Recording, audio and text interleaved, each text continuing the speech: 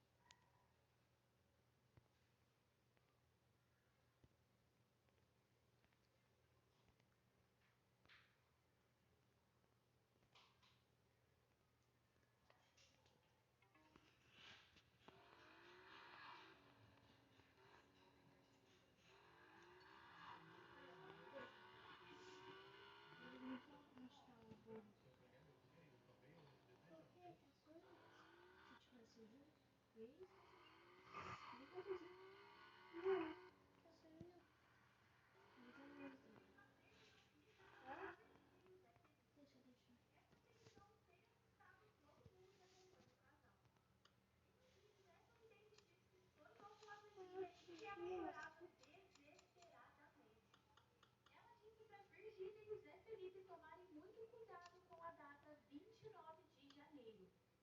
Ela disse que nesse dia pode acontecer uma tragédia muito grande com eles.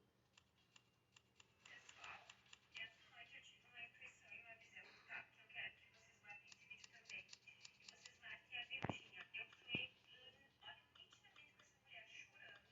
Ela chorava desesperada. É a sensação de estar em perigo. E veio na minha cabeça o dia 29 de janeiro. Então, as confirma, no dia 29 de janeiro, ela e o esposo dela se cuidem, porque dia 29, eu pedi pra esse o que é esse 29? Perigo nesse dia de sair de casa ou fazer outras coisas. Minha amiga me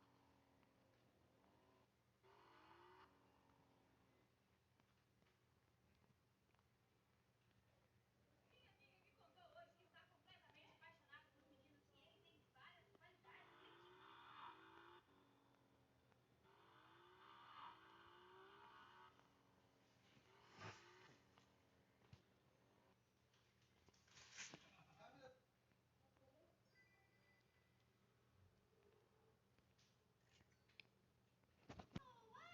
Duda, fala pra sua mãe quantos por cento tá o celular dela.